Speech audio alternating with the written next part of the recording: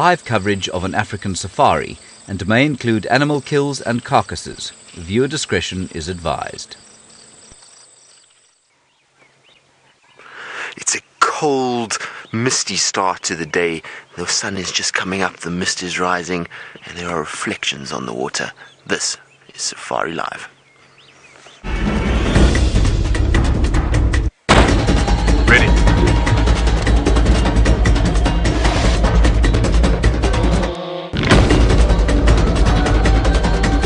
Standing by.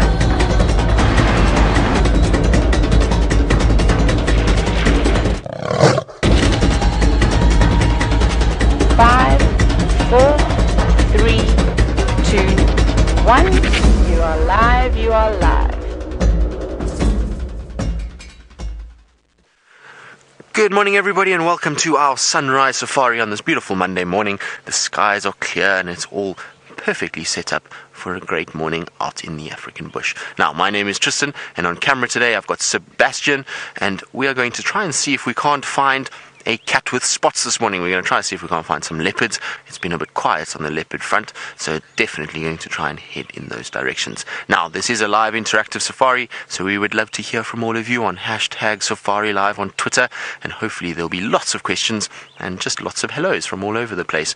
Now, we've come to Treehouse Dam because I always come and check here in the mornings. It's really a good place to look for Hyena and Shongile, particularly early in the mornings. They seem to kind of love to come into this area, and because we haven't seen either of them for the last few days, I wanted just to come and check around and see if I can't find any signs of those two little leopards, and hopefully we will be fortunate enough to pick up a track somewhere. At Treehouse Dam itself, well, there's no sign of them. I can't see any tracks or any sort of footprints of them.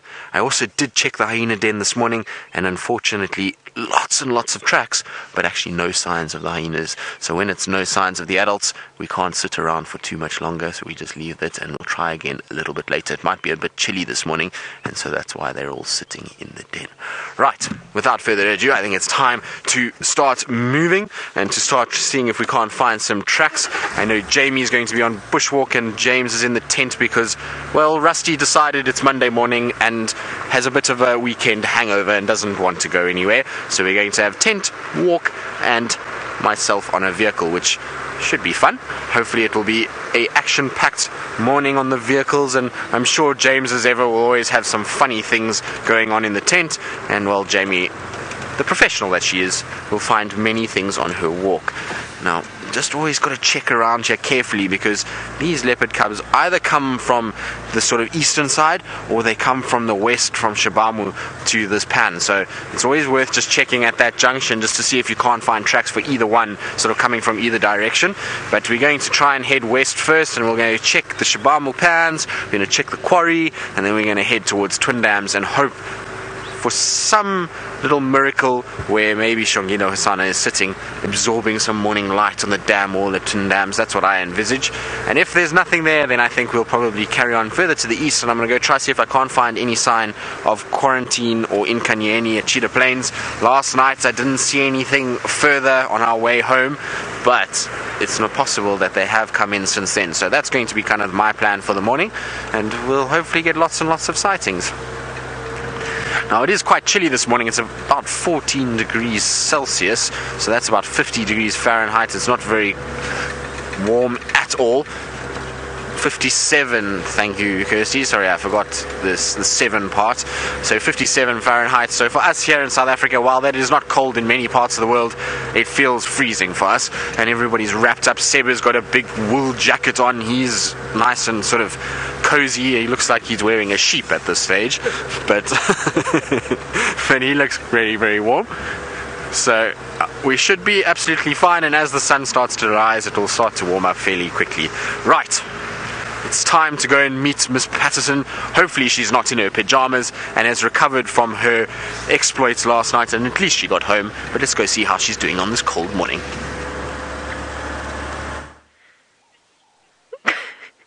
By exploits, shorts last night.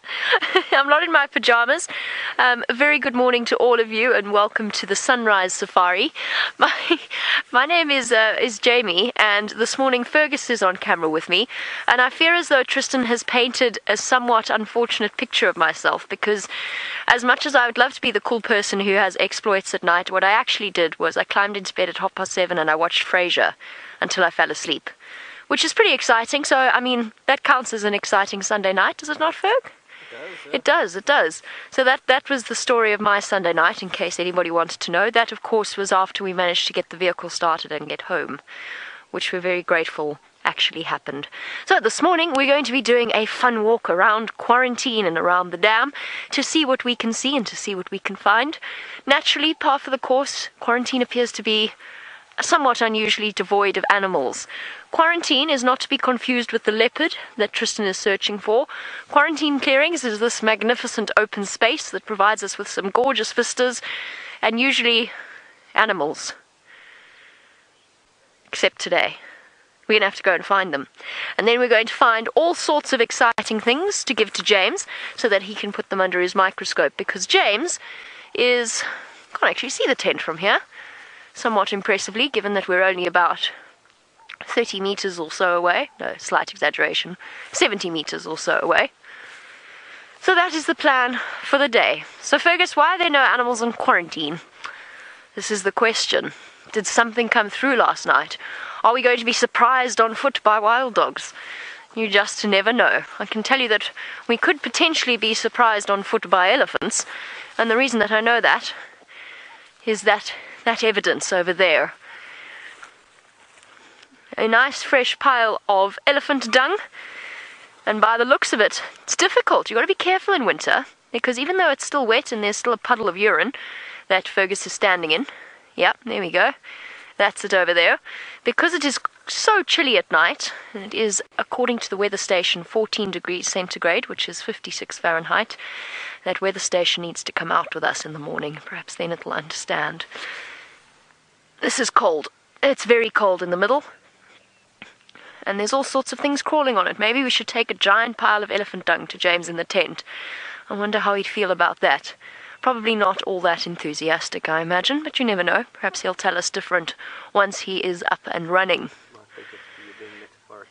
He might think I'm being metaphoric. You are absolutely correct. He might think I'm being metaphoric. I'm not at all. There's all sorts of interesting insect life that lives within a pile of dung.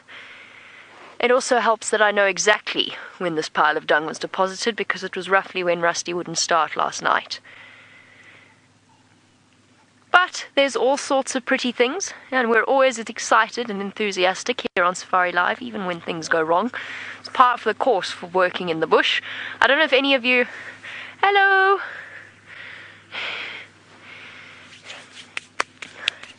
Nina, you want to know if Africa has any native marsupials? We do not, unfortunately. Nothing out here is marsupial-like. That's obviously a branch of mammals that evolved very distinctly and in quite a sort of a separate sense.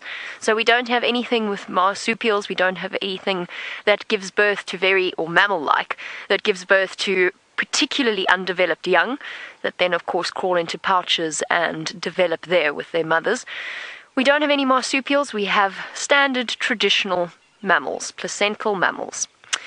But it would be very cool to see a marsupial. I went to Australia once when I was very small. I got to hold a koala, and I've seen kangaroos and wallabies, but unfortunately not something that we have here, although it would be really useful. Can you imagine? Imagine if lions and leopards actually... Oh, lapwings are shouting at me. Can you imagine if lions and leopards didn't actually have to carry their babies around or leave them behind? Could just stick them in their pouches. Probably would make hunting rather difficult. Hello. I feel as though the people over there would like to talk to us. This is awkward. And so I feel like I'm ignoring them. They definitely want to talk to us. Now I'm torn. What to do?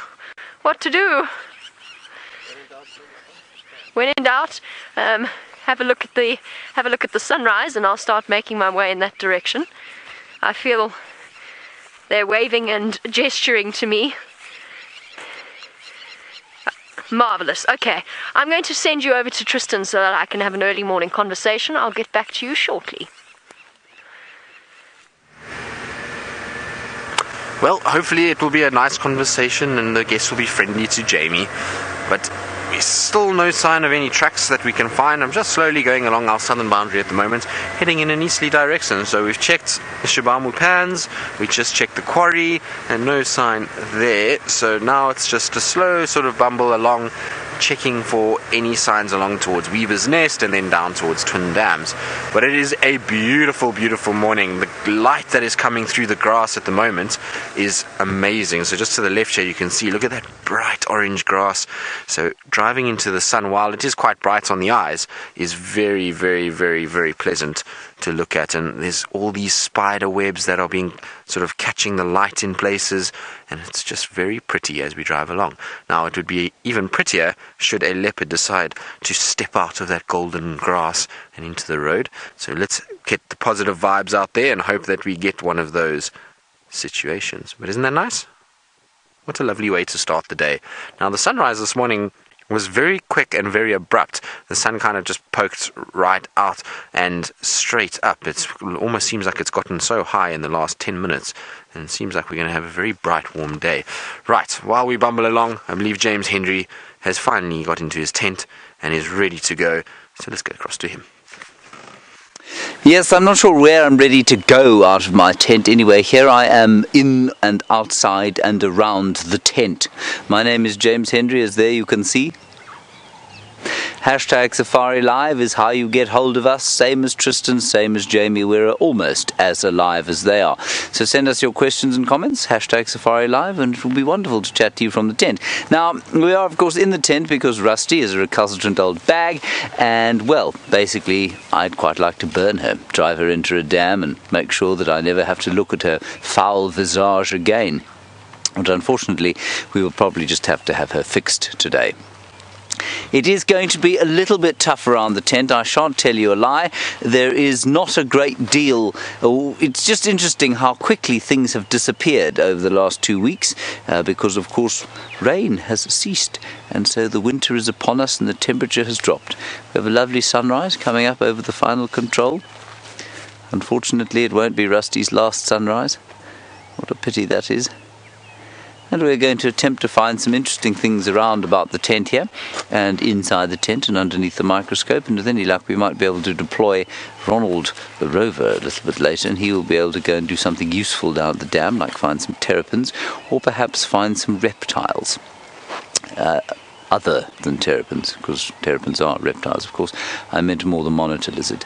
Now, we are going to begin our search in this tree here for some theraclid grasshoppers, of which there were many, of course, during our TV show, none of which we managed to get actually on screen.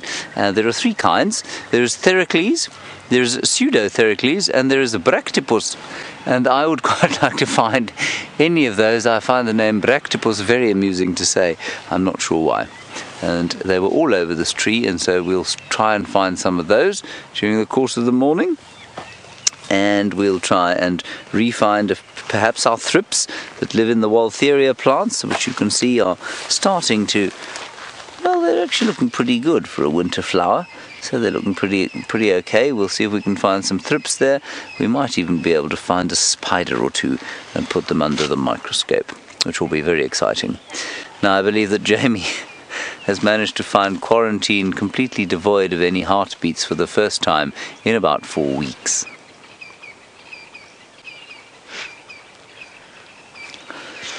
It is not completely devoid of anything. There's some birds fluttering around. I'm just standing up on this termite mound, first of all, so that we can once again have a sort of quite commanding shot silhouetted up against a termite mound that we've all utilized once or twice in our time doing these live bushwalks, but also just to see if I can see any animals, which would really be lovely, especially because I'm chattering away from you. Oh, not from you, chattering away at you. And I want to make sure that there's no elephants wandering about, since they were hanging around the camp last night and we saw the dung earlier. There's no sign of them. The only thing I have spotted is some... Oh! Hey! It's a bird. I thought it was a dwarf mongoose. It's a bit early for the dwarf mongoose. That's one thing I'm going to do, is I'm going to search frantically for the quarantine dwarf mongoose, because they're quite relaxed around people on foot. I think that's what we shall do. Ah, wonderful news! Tristan has found us the first mammal of the morning. We have indeed, and look at this, it's a very fat, waddling hyena. So I think this particular hyena has definitely had quite a big meal at some point in the evening. Now, I'm not 100% sure who it is, so all our hyena experts, if you know who this is, let us know. It looks like one of the big females, so I'm not sure exactly which one, but they've definitely just come off some sort of food. Look at how fat that tummy is. She's almost waddling as she goes up the road. Now, they think they probably, if she's full like this, hopefully going to be heading back towards the den. So I'm just going to see if she's going to just come past us. They often do kind of cut through this bush here, so don't worry, Seb, I'm going to turn around now and try and see if I can't just get her to back in the road, and then we'll follow from there. But she's going into a little thicket, which is typical of hyenas. They often do this when you're in front of them, but never fear, they do come back to the road eventually, so we just need to turn around quickly.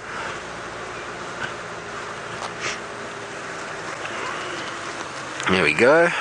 You can still see her, she's just ambling parallel with us at the moment, so hopefully she'll start coming back to the road. I'm just going to park off here and see if she will do so. Now that we turned off, she might start heading back this way, but she's just directly in front here in this thicket, and there we go, there she comes. You can see, look at that, belly's, it's not completely distended, but it definitely is very full, and it's so nice to see her kind of backlit by that morning light. You can see her fur just catching those golden rays. Unfortunately, it's behind about 400 trees, but it's okay. There we go. Now, hopefully they're going to go back to the den. I'm going to try and see if I can't stick with this hyena just to see where it goes to, because it would be nice if it went back to the den and the den was then active. And when we went past the den a little bit earlier, and while there was no activity, there was this pungent smell of rotting meat. It was very, very, very stinky at the den, so I wonder if something wasn't taken back there last night, and the amount of tracks that we saw was quite indicative of something going on. Now, unfortunately, where she's heading is almost impossible to try and follow, but I'm going to try and see if I can anyway.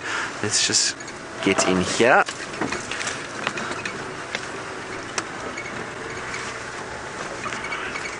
Now, I tried to follow Hosanna through here the other day, and it was less than easy. So hopefully she's going to come back towards the road. It seems like she is, which is fantastic news for us.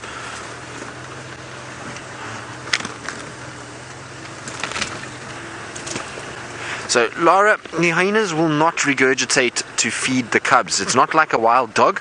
Wild dogs will get their faces licked by the young ones, and that causes them to then regurgitate chunks of meat for their puppies, whereas hyenas, what they'll do is they'll rather bring pieces of meat back to the den. So hyena will grab a leg or a chunk of meat, or even sometimes a whole carcass. I once watched a female hyena drag a fully grown male impala carcass, which you must imagine that is heavy. It's almost 90 kilograms of dead weight, and it dragged it for 8 kilometers. We followed it the whole way as it dragged it down the road, but 8 kilometers all the way back to the den, and then let the young ones feed off it. So they will take massive sort of chunks of meat back home. But if it is a female that has got young ones, you'll find she will consume a lot to be able to then start turning that into nutrients for her milk, so that when she then goes back to the den, her milk is rich with food and nutrients, and that then supplies the little ones, and they are able to survive off that. So even if they do eat, it's eventually at some point transformed into nutrients for the babies. But you can see from behind here how full she actually is. Kind of got that round appearance, which hyenas, when they haven't eaten, don't really have. They often look a little bit more sleek, but she's definitely got a full tummy, and those back legs are almost kind of going outwards, trying to walk. But she is slowly heading northwards towards the den. We're quite far at this stage, but if she continues on the route that she's going, we're going to go straight towards the den itself. Now, I'm not sure if anybody's managed to ID it, because if it is ribbon, or well, if it was ribbon, then it would be quite interesting, because if she gets to the den, then she'll start trying to call those little ones out.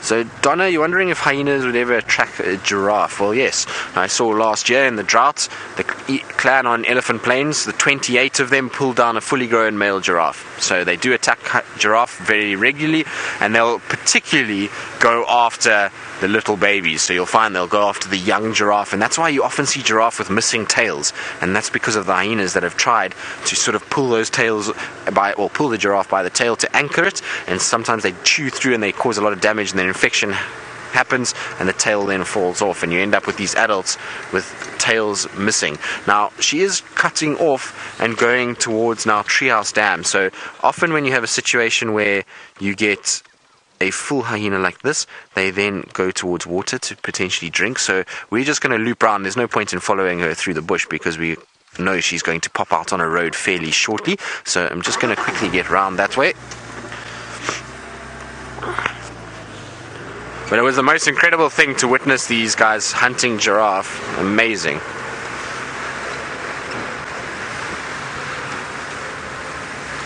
So John, it's not going to take her long at all. If you found this hyena this afternoon, you would find that her belly would already be kind of down and flatter than what it is now. So they digest very, very fast. So that's pretty indicative of most predators. Most predators will break down the food that they have pretty quickly, and that's why they feed so often. So you'll find the situation with hyenas is they almost feed every single day because they're able to. They scavenge and find food from everyone. And I can actually see tracks for another hyena going northwards up the road here, which is good news.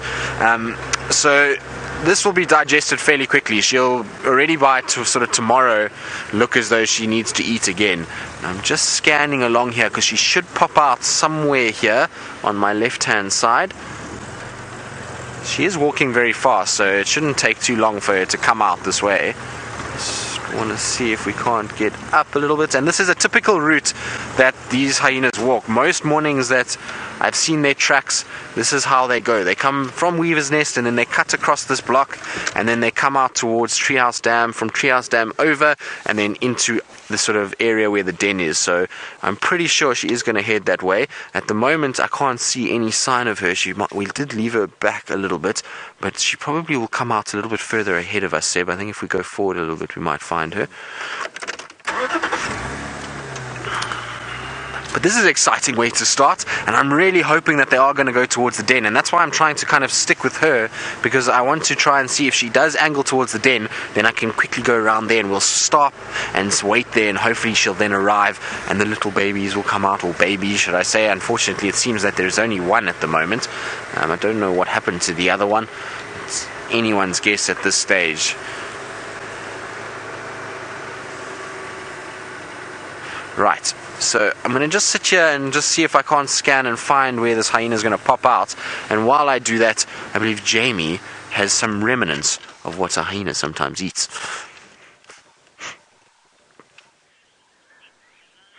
I have remnants indeed, and actually what I was trying to do was pretend that there was an Inyala hiding behind this termite mound and we were going to go and find it. But ultimately that hasn't worked out exactly the way I'd planned. We didn't have time to set it up properly, did we, Fergus? It didn't work out so well, but as Tristan said, this is the remnants of something that a hyena liked to eat. And it actually probably was a hyena that chomped through this Inyala's skull and left behind the remnants, the horn, and just a little bit of the plate on the top of the head, the growth plate where the horns grow. And the reason that I'm pointing this out is we've had a lot of new viewers who have joined us relatively recently. And of course, most of them come from places where you get deer and not antelope. And we always get the question about the main differences between deer and antelope, what makes them distinct as two separate types of animal. And one of the big answers that we always give is the fact that the horns of an antelope are solid bone. And you can actually see in parts where the hyenas scraped through, you can actually see that this was living bone. We always talk about the fact that when a horn breaks, it bleeds, it hurts the animal, particularly if it breaks near the base. And if you look here, you can sort of see this is all living bone around here. That's why it's got these almost bubble-like effects. And that's the sign that it is not purely calcified, that it's got blood vessels running through it, that it is in fact still living. So it is painful when an antelope breaks its horns.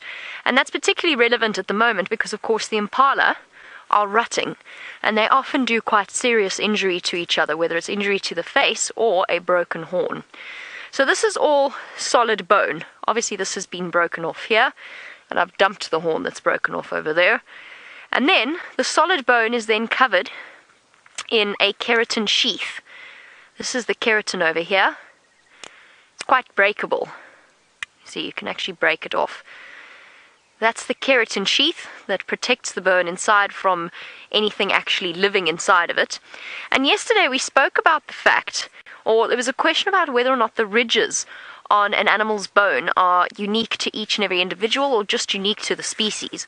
Obviously each animal has a particular shape of their horns, each species, but here the ridge is over here, and I bet, apart from the fact that it tells you a little bit about the growth of this horn and when the animal's gone through periods of great growth, I bet each one is individual.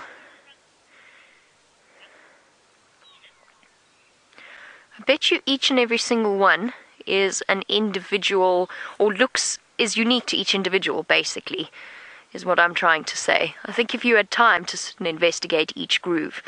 Aldina, you want to know, do the bones grow out of the frontal part, or the frontal bone of the antelope skull? Perhaps this is where we need James to step in as well, because he's got more complete skulls. I don't think it's necessarily complete. Maybe it is the frontal part, I suppose, because over here the eye sockets would sit around about here, so I guess this would be the frontal part, or the frontal bone of the antelope skull. But perhaps we can double check with James, and we can double check with his completely intact skulls as to whether or not that is the case.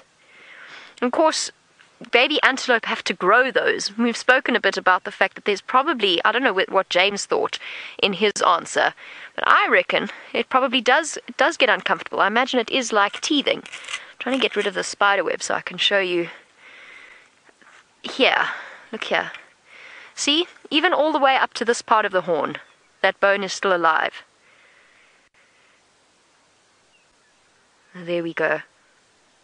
And it probably was a hyena that came and chomped on this. They like to chew on the bones or the horns on the keratin sheath. They quite enjoy that.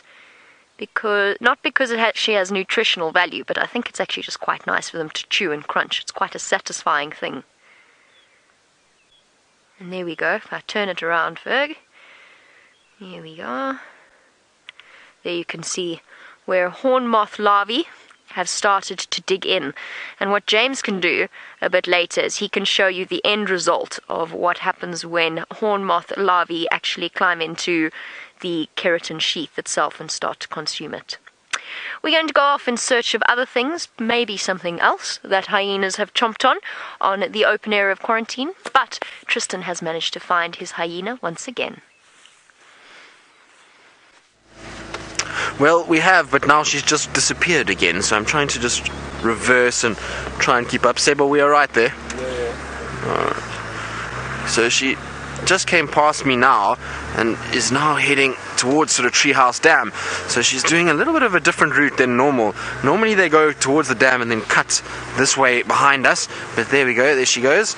Now I want to follow her because if this isn't ribbon, which I suspect it's not, it doesn't look like ribbon to me, she's moving in a direction that I want to try and see if maybe, just maybe, the rest of the clan doesn't have a den somewhere else that we can then try and see where it is. So I'm going to try and follow her. Now there is a pathway where she's going. She's just off on my right hand side, and I followed some elephants through here the other day and they led me towards that den, but I want to just see, there's a number of termite mounds between here and where the other den is that potentially the rest of the clan may be using. So I'm going to just try and see if we can't follow her along and hope that she actually maybe leads us to another den site. That would be quite cool.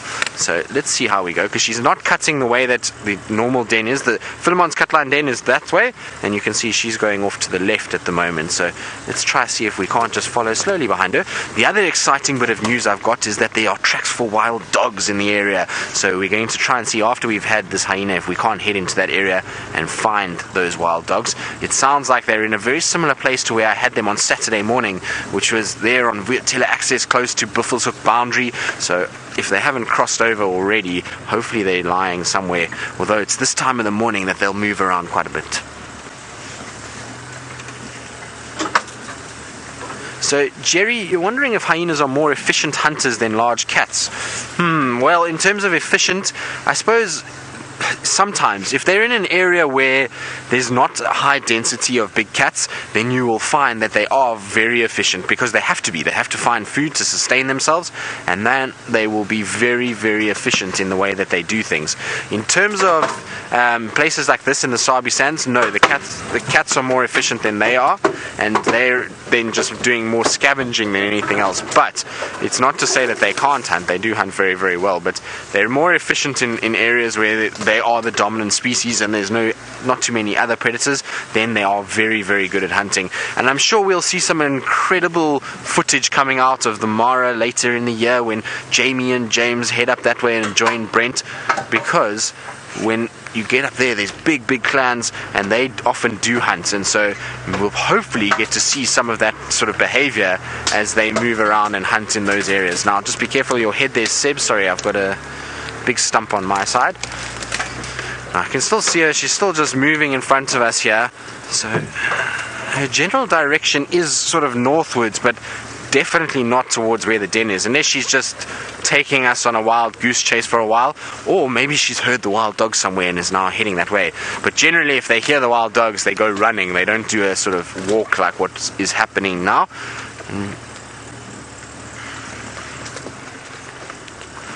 Right, let's see if we can't negotiate this little thicket that is coming upon us.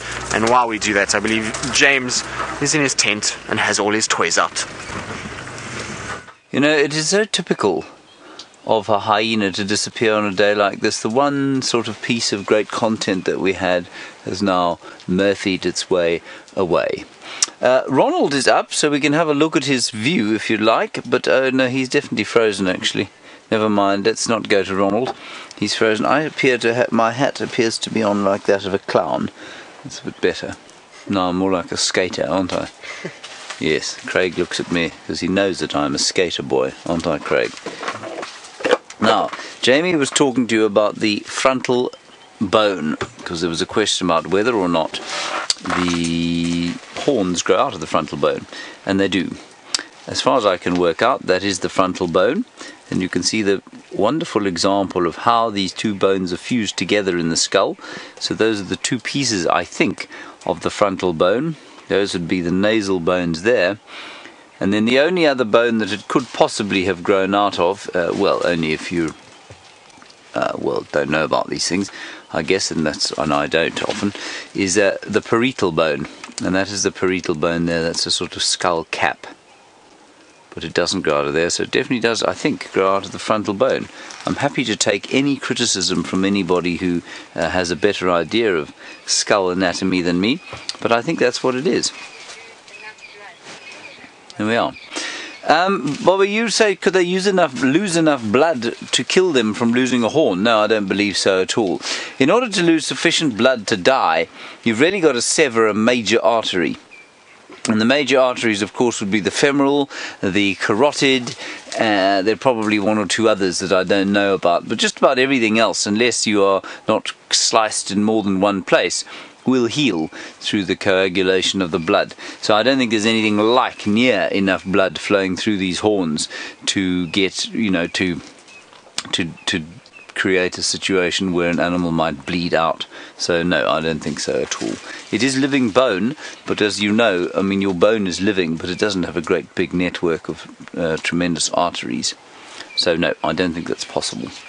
This is a really nice example, actually. If you ever want to learn about how skulls are put together, for some reason this impala has a beautifully designed skull with all of the joints beautifully. Now, Red, I don't know about the answer to this. You say, would a broken horn make a female impala disinterested in the male? Now, we know that many of the adornments that males have are there purely because they attract females. The great example being the peacock's tail, for example. I said, for example, twice there, which I shouldn't have. I should have only said, for example, once. I've said it 3 times. Never mind. And I'm not we know that the black mane of a lion definitely makes a big difference to whether or not females find them attractive or not. Or does it? Or does it just make them more dominant? I'm going to say no, I don't think it does. I think that the horns would certainly make a difference to the ability of the impala to maintain a territory. So if it loses a horn, it's going to be at a disadvantage. Its inability to maintain a territory is going to have a direct effect on its ability to mate. So I'm going to say no. I don't think the attractiveness of the male to the female will make a big difference with a broken horn. But it will make it very difficult for that impala to then maintain a territory and fight off rival males. I hope that answers your question. Now, we can look under the microscope if you like. Oh, hang on. Oh, Holly, you want to know what these things hanging off the horn are? These are the horn moths of which Jamie was speaking. The keratophagous moths. Keratin is what the sheath of the horn is made of. And phagous, of course, means to eat. So these are the keratophagous moths. And these are the kind of chrysalises that they make. Once the caterpillars have eaten away the keratin, they make this sort of chrysalis. And I'll put it under the microscope for you. I don't think it's going to be particularly entertaining, but it might be if I can break it open. Hang on a second. Well, there's nothing in this right now. Let me get my scalpel out, which is now rusting. We must replace the scalpel. Shall we use this rather hard surface here, Craig? And try not to slice my hand open. I might bleed out. That would be very unpleasant. That'll be quite a way to go, I suppose, live. Sliced open by my own hand by mistake. This scalpel is about as blunt as my fingernail. Okay, I've ripped it open now. That's why I would make a very poor archaeologist, you see.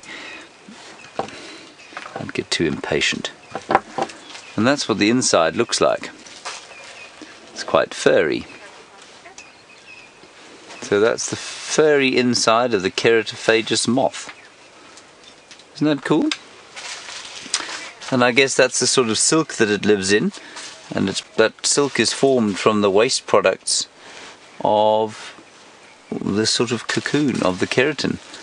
Now, it really is a remarkable creature because it is the only creature that I know of that is able to digest keratin.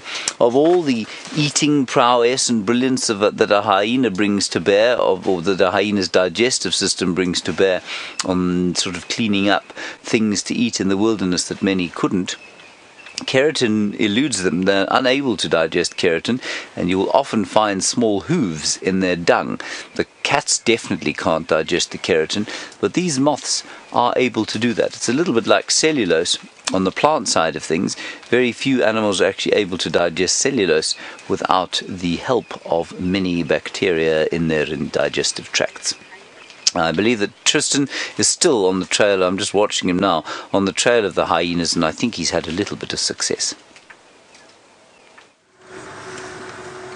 Well, we have. It has been very interesting, and maybe a little answer to the questions that we've been having about the dens over the last little bit. We came and followed through, and we got to a thicket, and out popped 3 hyenas, but they're not young ones, they're all adults. So it seems that they just rest inside here, and that the only one actually denning is Ribbon. You can see there's one now going back towards Treehouse Dam, but all 3 of them split into different directions. So now I'm trying to sort of keep up with them, but this is the one that is at Treehouse Dam, and like I say, I'm not sure who they all are, but they're all adults, the 3 that were there. So the original one that we were following, original female, and then this one, but you can see she's on a mission. She's trotting away. I wonder if she's trying to keep up with one of the others. One of the other ones also came down this way, and they are all fat and full. So it seems that there must have been some sort of meal that they all sort of partaken in, and all of them got a bit out of it. But where are you running off to now? Like I say, the 3rd one did head down this way as well, and it's exactly the opposite way we've just come from. So I wonder if maybe they're now trying to see what the smell is on that one, whether or not there's food around. You can see it's now turned around and come back, so I think it's lost the scent of the other one, and that's what it's looking for. It's trying to find that 3rd hyena now. Where have you gone? There you are.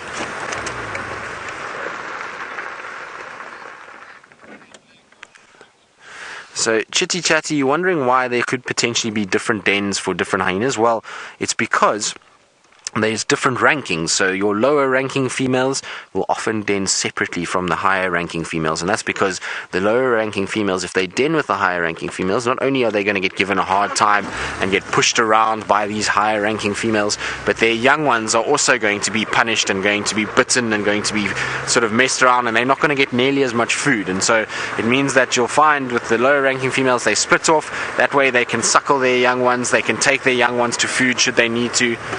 Have you decided to come back now? So you can see this one is slightly younger than the one we had originally. And there it goes. Now, it's definitely got its nose to the ground. It's trying to sniff. I'm sure it's trying to find where this other hyena went. See? There we go. Where have you gone now? It's just running all over the place. It's being a typical younger hyena where they've got lots of energy and they bound around, but it seems like it might come back again. Let's just see. But watch how it uses its nose. It's always got its nose either into the air, sniffing the air, or it's down on the ground, sniffing the ground itself. There we go. Isn't this cool? Watch how they run. You see how they lope like that, and they have that rocking motion? Now, that rocking motion is a far more energy efficient motion than a straight backed animal running. And that's why hyenas can run for such long periods of time. And when they hunt, this is how they hunt. They basically jog behind the animal and try and fatigue it as much as possible. Where are you off to? Hyenas have got to be one of the hardest animals to follow out here when it comes to kind of off-roading and trying to keep up with them. They just move so quickly and deceptively so. You'll think that they're moving slowly, then all of a sudden they're over there, and then you find that they're jogging that way, and they all go in different directions. They're not predictable at all. You'll find with things like cats like lion and leopard, they often will follow a road. So they get onto a road and then they just walk on the road, and every now and then they'll kind of move off and they carry on a pretty straight path. But we've seen with this hyena this morning already, it's gone back and forth about 4 times, so it's difficult to follow where they are actually going to.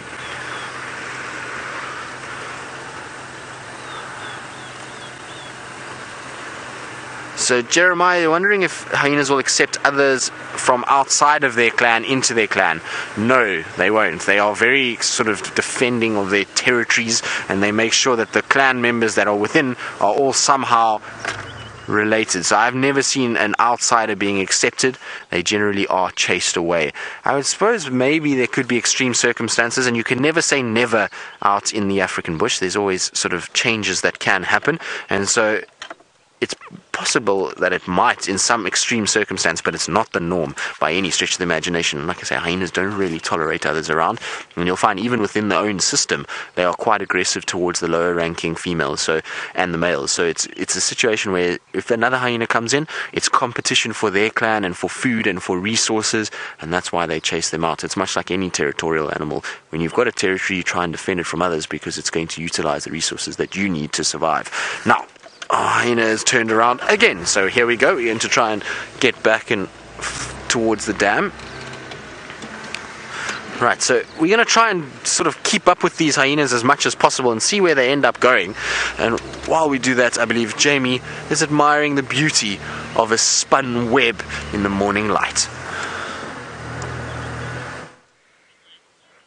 I am doing exactly that, and I'm actually really quite taken aback and almost breathless at the beauty of something that you don't really see at any other time of day except perhaps in the morning and in the late afternoon, and that's because the sunlight catches it at the perfect angle, and we have to sort of go right down and have a look at what we're actually seeing. And I've just been standing, honestly, probably for the last 5 minutes, and just staring and thinking about the magnitude of what is all over quarantine. So quarantine is dotted, not even dotted, I mean it's streaked with spider webs, and it's basically baby spider webs that have done what's known as parachuting. So essentially they let out a trail of silk and it gets caught by the wind and off they go. They go parachuting off into the sky, and they go where the wind takes them, and they land where the wind takes them. And there's this trail of them from one side of quarantine to the other, all streaked across. And a moment ago, I actually caught one. I caught a little baby spider, and then I lost it in my sleeve somewhere. So it might make an appearance, it might not. I'm not quite sure where the poor little thing ended up. Tiny little white spiders. I'm not sure what species they are. They're definitely baby spiders. And now, if you look at this, Ferg's entire camera is now covered in spider webs. I'm just going to try and take them off for you, Ferg. I don't know if you can see them. No, you can't see them trailing from my fingers. I have to look back into the sun to be able to see them. And it extends all the way along. Hundreds and thousands of them. And the question that comes to my mind is, do they all come from one clutch of eggs? Do they come from different clutches of eggs? Are they all the same species? And what does the little baby spider think while it's flying through the air? I mean, really, there's a children's book or a sort of an almost Life of Pi type experience happening here, where these things are just going completely, it's completely outside of their control, and wherever they land, that's where they set themselves up. And I'm not sure what species of spider it is. I know lots of species of spider do it. It could be small funnel webs, it could even be tiny jumping spiders. I don't think so, though, from my brief view of one of the babies. But how beautiful is that? Completely, I think there's a life lesson in there somewhere. That sometimes you need to let go and just let circumstances blow you along. Of course, you could get caught in a storm, land in a thorn tree, or, well, I suppose it doesn't matter if you're a spider. All sorts of things could go wrong. But the little spider's not bothered by that. That's just how they live their lives. How cool is that? All these little baby spiders, and we've been seeing it for months, I would say, at a time, where you go and you sit at a dam, and one of the water holes, if it's sunset or sunrise, and you just look, and it's very difficult to capture on camera, particularly from the vehicle. And now that I'm looking at Ferg, he's just gently streaming spider webs off into the distance. But you just, while you're sitting watching, talking about the hippos or the birds or whatever happens to be there, you just see these spider webs blowing past. There's something so very transient about it, and yet it happens every single year. I just think it's so pretty. I'm trying to think of a good description for it, but I can't. There's nothing in the world that compares to the reflection of thousands and thousands of spider webs. That's exactly what I was imagining. Siberia Zumi, you say that the baby spider is going, wee! Can you just imagine this little high-pitched voice? And there's one really anxious one going, guys, I don't like this, I'm scared, where are we going to end up? And the others are going, wee! As they blow along. It's a hilarious thought. Imagine all the different thoughts. They probably don't, let's be honest, they probably don't think about it quite as deeply as I'm thinking about it. They probably don't make a big of a meal of it as I do, but that's human. The spiders, not so bothered. I've been trying desperately. Now I know I'm walking through these, but they're not webs. It's not like I'm smashing through an orb web or something that's been carefully constructed. They're not webs, they're just strands, and that's where they've hooked on something and then landed. But I'm looking. Mohammed, you want to know if animals will clean themselves, because of course, if we get covered in spider webs, I have to clean Ferg's lens all the time because, you know, he's busy doing other things. Mohammed, no, animals don't clean themselves immediately when they get spider webbed. Sometimes, I've seen a lion once walk into an orb spider web and go like, sort of, you know, the way that cats do, try and get it off her face. But I've never seen them being particularly concerned about the spider webs that cover them. Wait until the dwarf mongoose come out, and I'm hoping that they will, because the dwarf mongoose live in termite mound burrows, and they often come up with their faces covered in cobwebs when it's first thing in the morning. It's hilarious. They come up and they've got spider webs trailing, and they don't seem to be terribly bothered by it at all. They just sit and watch you while they've got it. And I thought I saw one racing along, but I think it was actually a squirrel. But now's the perfect time, and I'm going to start investigating the different dwarf mongoose holes. Of course, I have been talking a little bit about spiders, but a man who knows all about living with spiders is James. I didn't know that I knew all about living spiders, but I'll take it. What we have here is a Cape honeysuckle, Techemeria capensis, 3 different varieties, a red one, an orange one, and a yellow one. And I have dissected the yellow one and put it under the microscope so that you might see what it is that things like hummingbirds, which we don't have here, of course, and sunbirds look for. There we are. That doesn't look like much, but if you look carefully, when I focus in there, you can see a lot of moisture. And in fact, when I first cut it open, you can actually see flowing moisture. Now that is the nectar that attracts the vectors of just about all of these. So now I'm not going to turn over the way I want it to. It's so irritating. Sorry, this is a beautiful blurry picture. Lovely. There we are. No, still not. Having a hack. There. Now you can see all of the moisture in there. And that's the nectar. So when we talk about nectar feeding birds, such as the sunbirds out here, that's what they're going for. And I suspect that these Techemeria flowers, which I'm not convinced that they're particularly indigenous to this area. I think they're not unindigenous. In other words, I think if you look carefully enough, you might find them. But they've been planted in the camp. That's why we have them here. And I think they've been designed specifically for the birds. They're trumpet-shaped.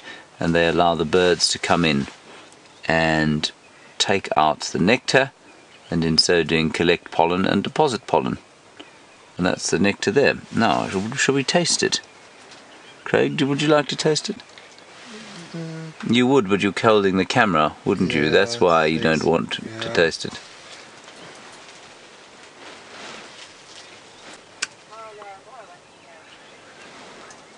It's quite sweet. That's not bad, actually. It's called the Cape honeysuckle. And Lara Moore. Can we just call you Lara Moore? Would that be okay? Because to say Lara Moore at this time of the morning is very difficult. You were wondering what it tasted like. It tastes like sort of sweetish type of sugar. But now when I say it's trumpet shaped, that's what I mean. And so it hangs on the plant like that. And you can see the anthers are very cleverly sort of poised to brush onto the head of a tiny little white-bellied sunbird that will come along, stick its beak in here, and while it's doing that, this pollen will brush onto the top of its head, and then the next one it goes to, which perhaps could be this one. No, or this one.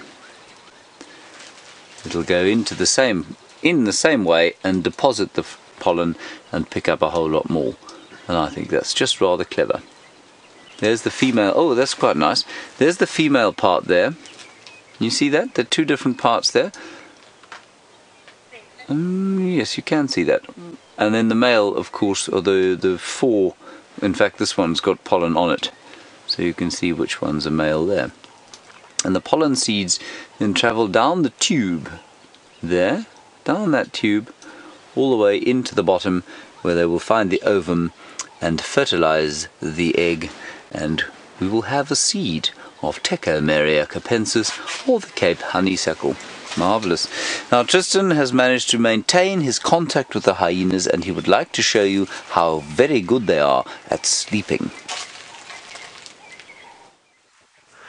Well, we managed to come to the den and find one of them. The other 2 disappeared southwards, and I'm sure this is the original female that we were following, and then the other 2 kind of went back the way that she came from. So I wonder if there's not a carcass further south that when they smelt her, they decided to go and investigate where she came from, and that's why we saw frantic sniffing. Now, for all of our hyena experts out there, hopefully somebody can recognize who this is. I'm not 100% sure. I was just looking through some photos of the varying hyenas, but the angle that she's lying at does not make it very easy at all. So for all of you out there that do know the hyenas well and can get a positive idea as to who this is, then you can use #SafariLive on Twitter. Now, she is at the den. The young ones are not out, or young one, should I say, is not out. It seems to be just her by herself and lying in one of the favorite spots at the den. They seem to have been lying here so much that it's actually causing a little hollow to form in this area. And you can see her belly's kind of just taking shape in that hollow itself. And it looks like she may have actually even gone to the toilet there, which is not very pleasant at all. Sometimes hyenas do that. But it is now time to rest and to digest that massive full belly. You can see just how much food is in it now. It's swollen and big, and so I imagine that it is now time to pass out and sleep. And as soon as the sort of sun then gets too hot, she'll probably find some shade close by. But I don't think this hyena is going to move too far from the den today, which is really cool. And hopefully...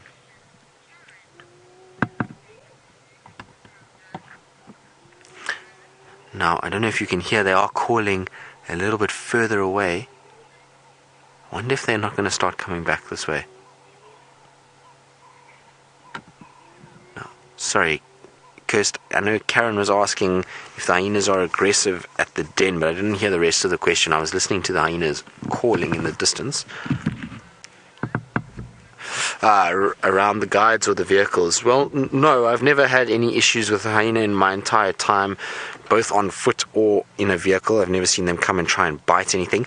Being curious, yes, and so that's not the same as aggression, but you will find from time to time a hyena will come and it will bite the tires, it will chew on the vehicle, it will cause a bit of trouble like that, but that's just more curiosity than anything else. It's not actually any way aggression. And look at the blood on her face. You can see she's got a blood-stained muzzle, so obviously what she ate was fairly fresh.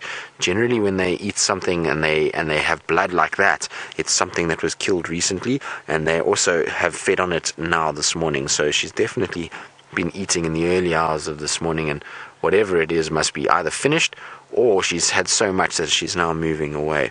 But getting back to their sort of aggressive side, no, they don't see us as a food item, and therefore they're not aggressive. They just want to see and test, and hyenas are probably one of the most inquisitive animals we have out here.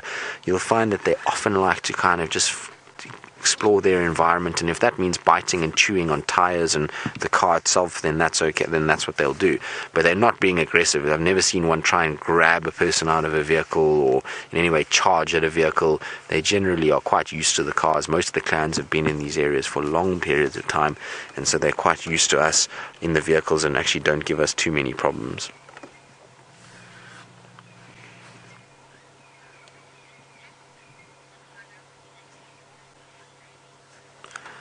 So, Jason, you're wondering if a mother hyena would eat its dead babies. Well, I suppose it would. It could happen, and most of the other predators do it. I've never seen it in real life or seen them actually consuming their own baby. But what you might find is if they don't, other members of the clan will. So low-ranking females, males, they might potentially eat it. Ultimately, it is a food source, and much like lion and leopard, when they eat their own babies, they do it because they're just going to get nutrients back from it. So it's not because they are being savages, it's just that the animal is dead, and so they might as well glean the nutrients that is there, and so they do sometimes eat their own. Now, in terms of a hyena, like I say, I've never actually witnessed it myself, but I suppose in theory it is possible. I would imagine that they could potentially eat their own young, and if they don't, like I say, the rest of the clan will. Are you having a tough morning? So what happens when you have a late night on a Sunday? Monday morning becomes quite tough. You've got to lie down and just close your eyes and hope that the week will pass by and it'll be time to go partying again on the weekend. Well, anyway, that's how we are as people. But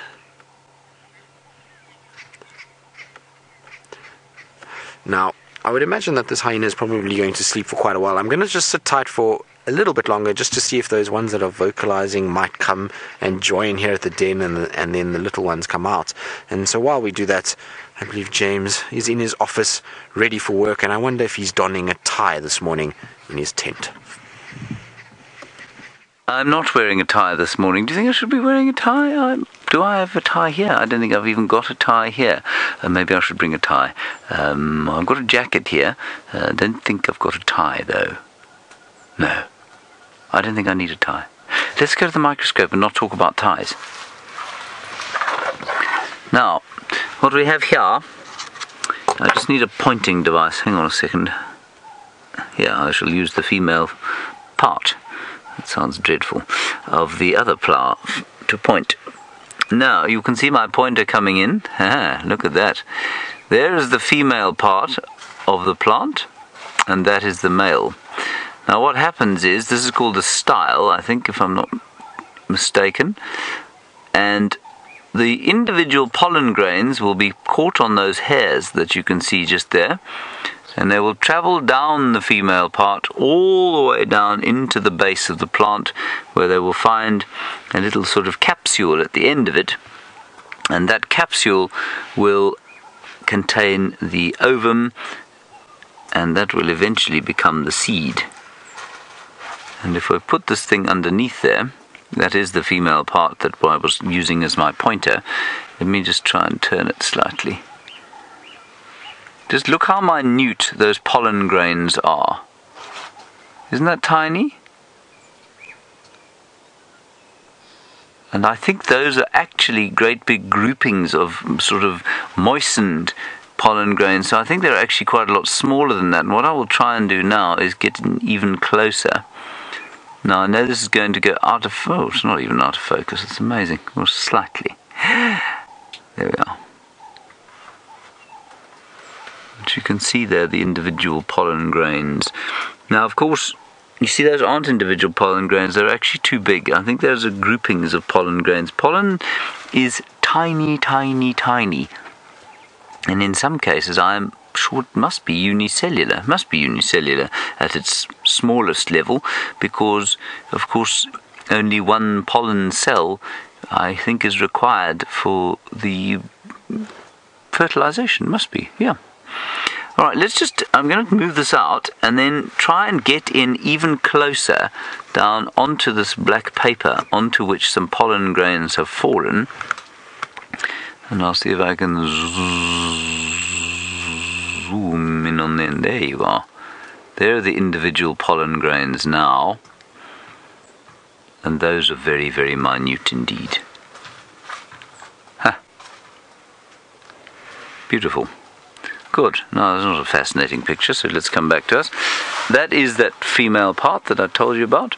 And I think I can never remember the names of these things.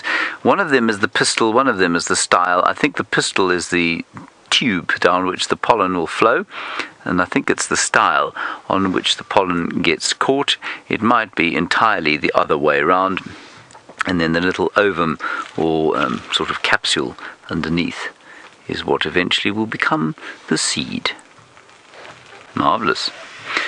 Now, James, you want to know if we can check for our stingless bees. We can definitely check for the stingless bees. I'll just try and wake them up. In fact, what I'll do is I'll put the skull in the sun now, and that'll just warm them up, and then they'll perhaps start to move around a bit. Let's go to Ronald's view. Unfortunately, Ronald is not moving, but he there has a view of the sun rising, and you might be able to see the old insect flying about and the slight movement in the water. And I wonder, is there anything at the other side of the dam? No, I don't think there is. Anyway, that's Ronald's view.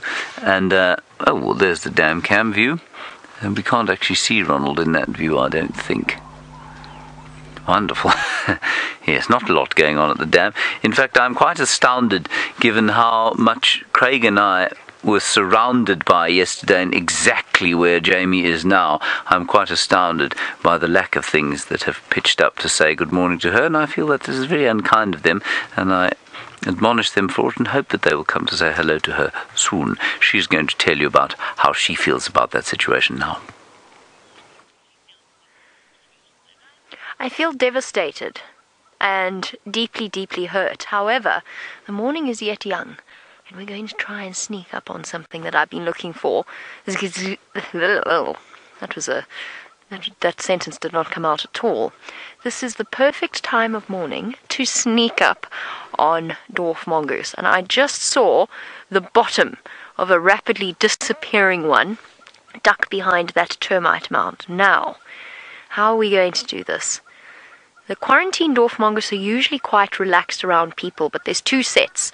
There's one that lives around between Inge's and Yuri's house, which is behind me, and then there's a group that lives on the side of quarantine that aren't as relaxed as I think it's two different groups. I haven't really had the opportunity to get to know them all that well. Now, if I were a dwarf mongoose at this time of morning, we know what they like to do. They like to sun themselves. So finding ourselves a good position to watch the eastern side of the termite mound, where the sun is coming out, I think that might be my plan. I came this way to try and find that hyena that was calling, because it's not far away from where we are at all, and I know there's a game path just over there that the hyenas love to use. So I was hoping we might see a sloping back running past us. You can also hear some elephants off somewhere that way. So we've got lots of potential, James. Lots of potential. We just have to realize our full potential. Right, now, little dwarf mongoose, are you going to play nicely? I promise you I saw a mongoose, I promise you. Now, of course, it's vanished. I can't even hear them. That's not going to work, not when they've seen us. Now, they're going to sun themselves that side, or are they going to move further towards the bush dinner side? Need an egg. Not that I'd ever do that, just to clarify. I would never actually feed the mongoose. But I don't know if you've ever watched a dwarf mongoose or any kind of a mongoose trying to open up a chicken egg. It's hilarious. It is really, really funny. We used to give goose, you know, the pet mongoose that I told you about, the pet banded mongoose that I ended up babysitting for some reason. We used to give goose eggs and then watch her try and work out how to break them open. She'd grab them in her front paws, and then eventually she managed to smash them to the point that she could actually get to the good stuff inside. Try to give her as much of an entertaining life as we possibly could. Fergus, they're not coming out, are they? Let's try and have a look around the other side. And Debian, you want to know how big the mongoose are? Dwarf mongoose is, with its tail, about yay big. I think, having picked one up before, from its nose to the tip of its tail, it's about the length of my forearm. And they weigh 300 grams. What's that in ounces? I'm not so good with ounces. 11? 12? Help, somebody please. 300 grams in ounces? I have absolutely no idea what that is in ounces. Tiny, and that's a big dwarf mongoose. That's a seriously pudgy dwarf mongoose. 10 ounces. 10.5 ounces. Goodness gracious, how accurate was I? Not quite, but almost. Oh, this little dwarf mongoose is now completely hidden. I'm so disappointed. Perhaps James was right. The lack of... I can't even find an insect to take to James to try and show him. Jamie, you want to know why do I... Jamie, nice name, by the way. Morning, Jamie. You want to know why I make that noise to get the dwarf mongooses to come out? It doesn't actually work at all. It's a habit I've fallen into. Actually, well, I say it doesn't work. I've managed to make it work once with a slender mongoose. It's not really particularly accurate in terms of the noises they make, but they don't identify it as a threatening noise, and they get curious. And they come and they have a look and see exactly what it is that's making that sound, which is why I do the... because I'm incapable of making an actual sound like a dwarf mongoose. The other thing that sometimes works is a generic bird alarm call. And what happens then, and that's the sort of the alarm call of the smaller things, the cisticulars and so on. And you can get cisticulars to come out to that. You can get robins sometimes to respond to that. And it works with little mongoose as well. They pop their heads out to see what you're talking about. Of course, because I've said that, our mongoose are going to remain completely invisible. You're going to think I'm making them up. I'm not. I promise. I'm going to keep trying, because I'm sure I saw a mongoose, and I'm sure they're going to pop out eventually, so I'm going to call them gently while I do. Tristan hasn't had to do any hyena calls this morning, because he's got a hyena in front of him. We do indeed, Jamie. We've been very fortunate because my hyena whooping is no good. It's not very good at all, but I'm sure your dwarf mongoose will come out. It is a good plan, and I was thinking about it the other day, is just sitting with a sort of little group of mongoose all morning and seeing if maybe we could try and get them to get habituated towards us. It would be so much fun if we could, to watch their sort of antics as they play around. So it's definitely a good idea, and I wish you the best of luck for that. Now, there's been lots of whooping happening south of us, so it seems that there is those other two that we saw earlier have gone further south, and they've been calling quite a bit, but as yet nobody else has arrived back at the den. I was hoping that there would be. I've heard some birds alarm calling and Franklin's alarm calling, so I'm just keeping an eye out just to see if maybe one of them does arrive back. But this female has been in serious sleep mode. You can see it's all been a hard morning. She's obviously travelled quite far, eaten quite a bit, and now it's just time to really rest. She'll pop her head every now and then. Oh, I hear something right here. Did you hear that, Seb? No, but I've got headphones on, so something just rustled in the grass close by here. I wonder if there's not another hyena on its way. Let's just see. Could potentially be coming this way. It's long grass and lots of trees around, so difficult to actually see. But there was definitely something rustling in the grass here. It caught her attention too. She opened her eyes and kind of just looked around for a second. But it seems whatever it was, she's not too fazed by it because she's gone back to sleep again and is having a really good rest. Now, if nothing really comes in the next sort of few minutes, I think I'm going to leave her to her nap. I don't want to disturb her too much. She seems like she's really trying to have a good sleep, and our talking kind of wakes her up every now and then, and if there's no little ones around, it's better just to let her sleep and enjoy her morning. And we've had a good start to our morning with hyenas. We've had lots of sort of movement and action so far, so hopefully the others will arrive and we'll be able to continue to stay, but otherwise I reckon it's going to be better just to leave her to have a nap. But it is definitely not Ribbon, so I don't know if we've got an idea on who she actually is at this stage, but it's not Ribbon. She's got no sort of suckle marks or milk or anything like that, so I don't think it's her at all. Little grooming. Are you sleepy, my girl?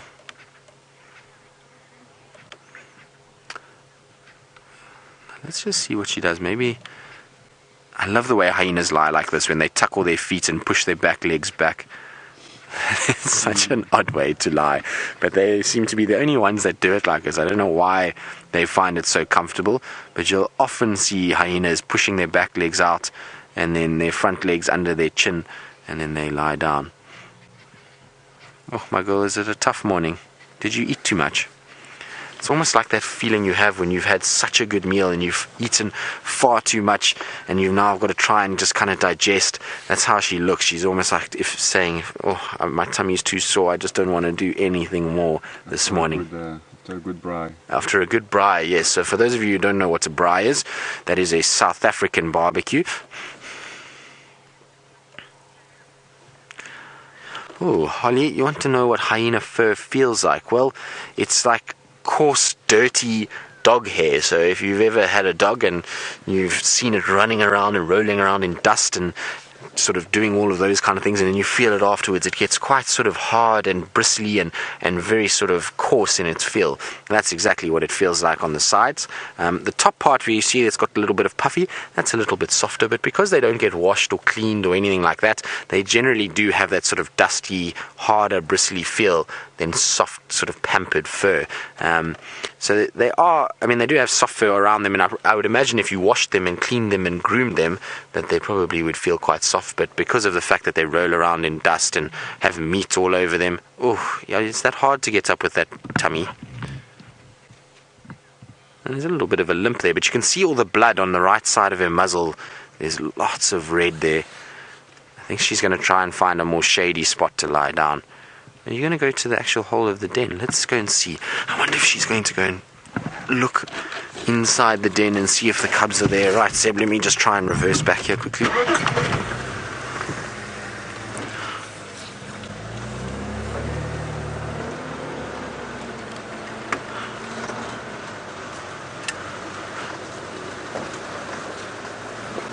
So some of you do think it's Ribbon. She just looks so big because she's got such a fat tummy, so maybe it is her. It wouldn't surprise me the fact that she's actually going up to the den now and calling out. So let's just see. I don't want to disturb her too much, but let's see now. So it could be her. Now that she's standing upright, it will be much easier to ID her, and particularly on that right side. I'm going to just try to see. I've got a photo of her here that I want to quickly check.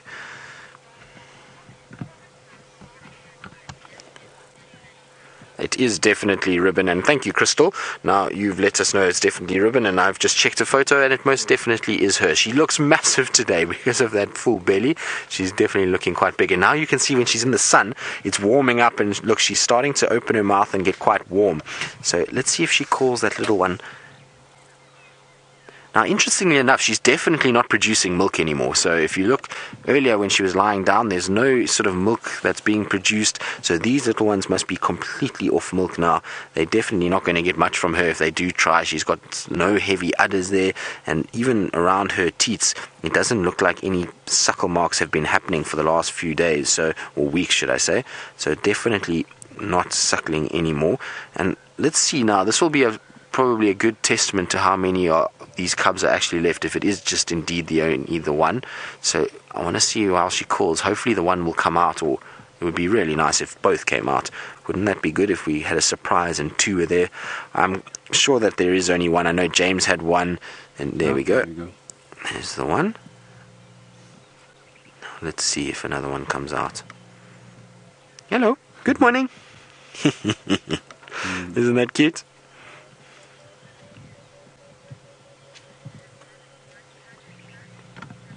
So, Jamie, you're wondering if hyena can have more than one cub at a time. Well, yes, they can have two.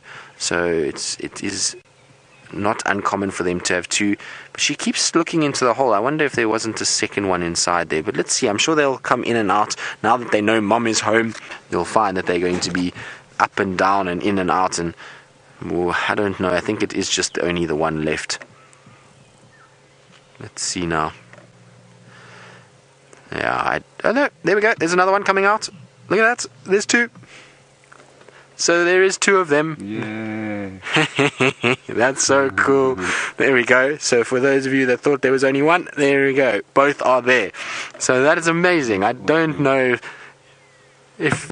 I think everybody's very happy about this little fact. That's so cool. I'm so impressed that there's two of them. I honestly thought that there was only one left, and the fact that one kept coming out by itself, and I know James only had one and Jamie's only had one, so it was all, but this one looks a little bit older, doesn't it? It's all definitely much lighter. I wonder now, this is quite interesting, but it doesn't look like the same litter. That is a much bigger hyena. Yes. Let's just see now when, no, that is very much bigger. That's not the same age at all. I'm going to try go around. Now, Crystal, if you're watching, still watching, you know all these hyenas. Who is this little one that has just popped out and is running down the road? Because it's just started to run down the road and away from the den. But that's interesting because it's definitely not the same litter, that's for sure. It's a much, much larger hyena than the younger one. I'm just coming around because Ribbon is lying this side, or is this side. There we go. So I wonder who that other hyena is and who she's from. Hello. Young hyenas have got to be the cutest animals.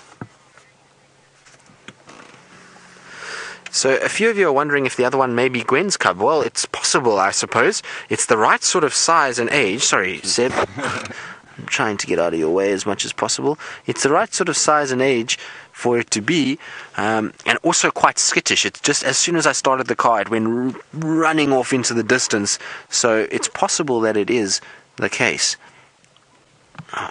Oh, this one is full of energy now. Mom is back and it's now time to play. There she goes. Now let's see where they go. Hopefully she's going to lie down here.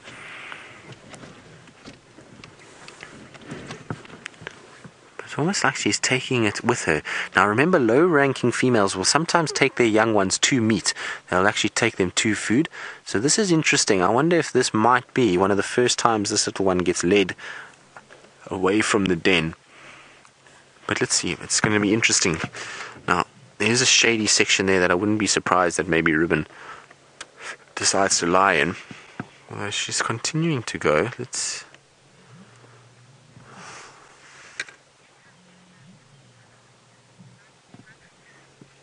So, David, you're wondering if the cubs will ever go off on their own without their mother. Well, yes, they can do sometimes. Listen.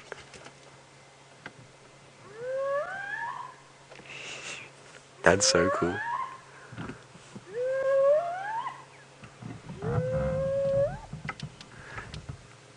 Now that sound is of one of the little ones calling. It's not an adult, and you can hear it's a much higher pitch, shorter call than what the adults do. So she's calling, I'm sure it's the one that ran off. He's calling Ruben and the other cub to come join it, and maybe potentially Gwen, if it is Gwen's young one. So we'll try and see if we can't get there and see what's going on. But they do sometimes, when they get a little bit older, when they get to about a year old, they'll sometimes follow their mother and move into, follow some other hyenas and move away from the den a little bit and kind of go and check around, but they generally don't move too far without their moms. The first few times definitely will be with mom, but as soon as they get a little bit older and they get a bit more adventurous, then you'll find they often do follow other hyenas away from the den and go and explore the area surrounding the den site. I can't see either of them now. They seem to have moved off, and I'm going to just try see if I can't find a better picture.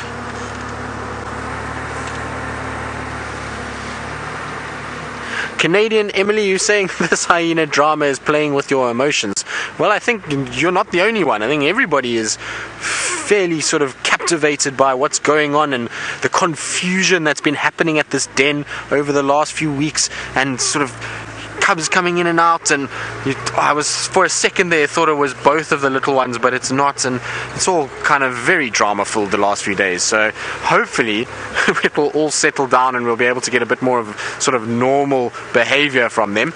Now I'm going to just try and see if I can't go around. I don't really want to go bashing through the bush after the cubs because I don't want to terrify them when they're exploring away from the den, and they are heading down towards Weaver's Nest. So I think I'm just going to try and loop around there, see if I can't see them from that side, and if there's nothing then I'll come back down towards the den itself. But I don't really want to crash and create panic. Ultimately we're trying to get these cubs used to our cars, not to get scared of them and create sort of panic in their lives that every time they see us they run away. So we've got to be a little bit sensitive, and while it's amazing that we want to see them, I also don't really want to push them too much. So if they're not on Weaver's Nest and I come back to the den and they're not here, then I'm probably going to leave them to it. Like I say, don't really want to create a panic situation. But that was cool. It was a surprise to see a second little face pop out of the den. And like I say, I didn't expect that at all. I was convinced that there was just one inside there, but clearly there's another female using this den as well, and that's maybe why we're seeing so many more of the adults around and near the den itself.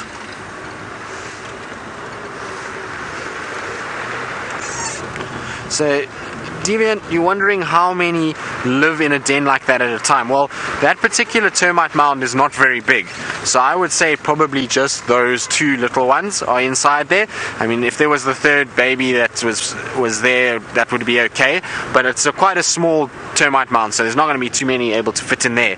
The most that I've seen, oh, hello squirrel, was at a den site near Elephant Plains, and there we had at one point we had 12 young ones. So there was 12 young ones, and at any one moment you were able to find 5 or 6 adults around there. So it was really quite a busy den site. Now we are kind of in line with the den and where these hyenas should come out. They might just be lying in the shade here somewhere, but like I said, I just really don't want to cause too much of a hassle for them, and I don't really want to make them scared of the cars and off-roading. It's fine to off-road with the adults because they're so used to us that they don't really worry too much, but the little ones not so much. Right. I'm going to try to see if I can't find them again, but if I can't, it's still been a fantastic sighting of them. Let's go back to James in the meantime and see what other toys and things he's managed to conjure up in his laboratory. Here is my blackboard. How do you know it's my blackboard? Well, I've just told you, haven't I? There we are. Good. Now, I'm not convinced of the efficacy of this blackboard, but as I purchased it for the tent, I thought, well, we'll give it a go today and see what happens. I didn't know it was orange, so please don't blame me for that, but it will have to be repainted. I think it'll probably be modified entirely at some stage. Anyway, Lara, you wanted to know about the different terrains of Africa, so I thought I would show you. I have drawn a beautiful map of Africa, as you can see. Let me just label that Africa. here, and this is I'm going to show you the vegetation first, and then I'll draw another one for another segment that'll show you the actual sort of relief of Africa, if you like. That's the equator. I need some different coloured chalks, I feel. I feel that white is a little bit boring. Okay, so here is the vast expanse of Africa, and I will also give you, there's a lovely map in the book that I've been using to draw this, that shows how big Africa is in comparison with a lot of the other countries of the world, and it includes them in its borders, and I'll show you a picture of it. It's quite amazing. All right, let's start at the top. So this is the northern parts of Africa, of course. That there is what we call Mediterranean scrub, so that's sort of Mediterranean climate. I mean, how else to describe it other than Mediterranean scrub? If you've ever been to the Cape Floral Kingdom, or the Fynbos, that is the same kind of thing there. So they both experience Mediterranean climates with winter rainfall and long, hot, dry summers. So both at the extremes, there's north and the south of the continent. Then we have the vast expanse of the Sahara Desert there. And as you move down south from the Sahara Desert, it gets slightly moister, and this is now a region called the Sahel. And it is semi-arid. So it really is very dry indeed, and we have a similar place in South Africa called the Kalahari Desert. That's that there. And semi-arid, which means it probably has a rainfall of less than 250 millimeters of rain a year. So that's less than an inch a year, I would say, is probably how we would define the Sahel. Then you go into slightly moister kind of what we'd call grassland savanna. And then you go into the much more familiar kind of landscape that we have here. And this is kind of woodland savanna. That's what you see around here. It's also what you see in the Mara. And although the Mara, that's the Mara there, although you see the Mara basically in the Sahel region, it isn't really. It falls much more into the woodland savanna. It's much wetter than most of the Sahel regions. Okay? And the last one, was this kind of thing that you find over here, which is kind of tropical forest. That's there. And then this bit here, that is the forest of the Congo Basin. So on the equator, unsurprisingly, you find a huge amount more rain. And in the Congo Basin, that's where you find the very thick rainforests. So that there, Lara, and that there is what it looks like in Africa. Muhammad, you want to know where the Nile River is? Well, the Nile River is over here. There's the delta, Nile Delta, and it extends down there like that. That's where Egypt is. And of course, it terminates. You have the white and the blue white and blue Niles. One of them terminates in Burundi, and that's where the source of the Nile is. Yeah, I think that's relatively accurate. Good. X-Ranger, you say we have Ferrari Safaris and now we have the McLaren Blackboard. Yes, thank you. I fear me that your reference is lost on me, but I'll take it. Yes, I know it's a car. Thank you very much. I'm just not sure why this is related to it. Kirsten's trying to explain it to my slow brain. Oh, the colour. Yes, thank you very much. Yes, the colour is very sort of McLarenish, and not to be repeated. And indeed, if my boss is watching today, she will be mortified that I've put that orange on screen. Come back in here with me. Craig has outdone himself. He's managed to find the most gorgeous little instar of a cricket. Now, an instar, of course, is the junior form of a cricket, or grasshopper, or bug, and they do not make larvae or grubs as things like beetles do, and this little chap is very sweet indeed.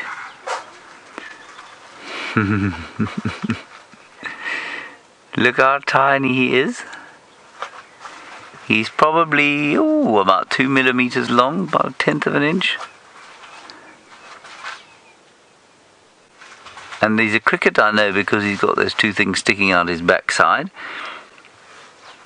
And he will probably become a mole cricket of some sort and live under the ground when we release him, because we will release him, won't we, Craig?